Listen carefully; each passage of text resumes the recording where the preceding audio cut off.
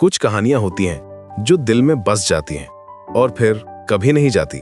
आज मैं आपको एक ऐसी ही कहानी सुनाने जा रहा हूं, कुणाल और ईरा की कहानी, जो मदहोशी के नाम से जानी जाती है। कुणाल एक संगीतकार था। उसकी उंगलियों में जादू था और जब वो गिटार बजाता था तो लगता था जैसे उसकी आत्मा बोल रही हो। लेकिन इस खूबसूरत संगीत के पीछे एक अकेलापन छुपा हुआ था। वो भीड़ में भी अकेला महसूस करता था, जैसे कोई उसे समझ ही नहीं पाता हो। उधर ईरा थी, एक लड़की जिसकी आंखों में एक अधूरी सी चमक थी, जैसे वो किसी चीज का इंतजार कर रही हो, लेकिन खुद भी नहीं जानती कि क्या। वो अक्सर आर्ट गैलरीज में जाती थी, शायद वहां उसे वो मिल जाए जिसकी तलाश थी। एक शाम एक छोटी सी आर्ट गैलरी में कुणाल अपना गिटार लेकर बैठा था। उसकी धुन हवा में तैर रही थी और तभी ईरा वहां पहुंची। जैसे ही उसने कुणाल का संगीत सुना, वो रुक गई। उसे लगा जैसे ये धुन सीधे उसके दिल से बात कर रही हो। कुणाल ने भी उसे देखा और पहली बार उसे लगा कि कोई उसके संगीत को सच में समझ रहा है। वो पल जादुई था।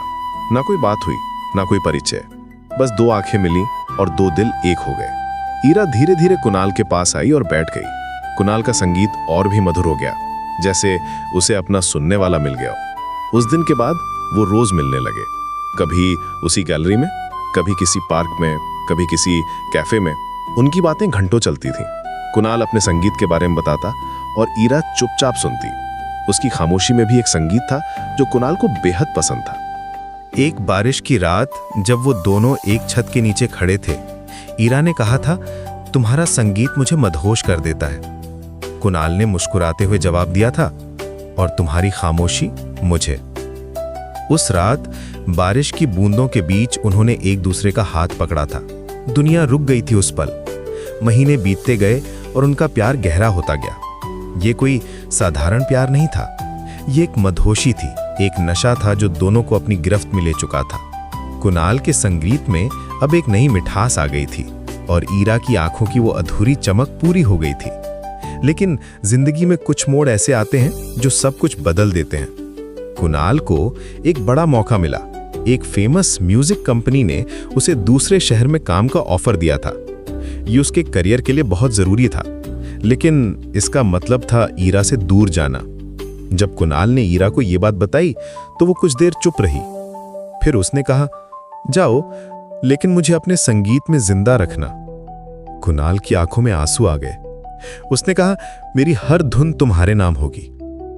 वो रात उनकी आखिरी रात थी।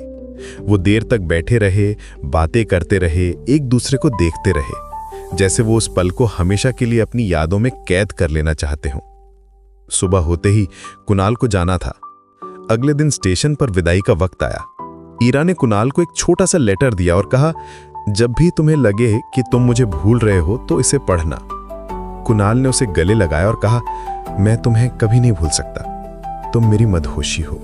ट्रेन चली गई और दो दिल अलग हो गए, लेकिन प्यार कहीं नहीं गया था। कुणाल अपने नए शहर में बहुत बिजी हो गया। उसका करियर बहुत अच्छा चल रहा था, लेकिन रात को जब वो अकेला होता तो ईरा की याद आती।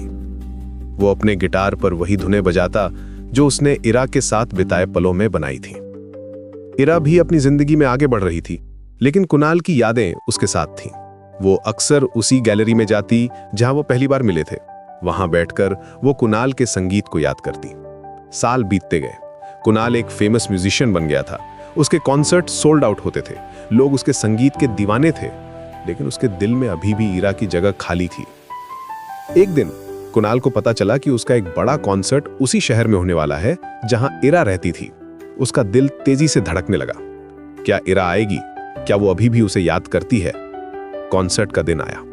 हजारों लोग थे ऑडिटोरियम में। कुणाल स्टेज पर आया, लेकिन उसकी नजरें क्राउड में ईरा को ढूंढ रही थी। और तभी एक कॉर्नर में उसे वो दिखी। ईरा वहां बैठी थी, वैसी ही खूबसूरत जैसी वो सालों पहले थी।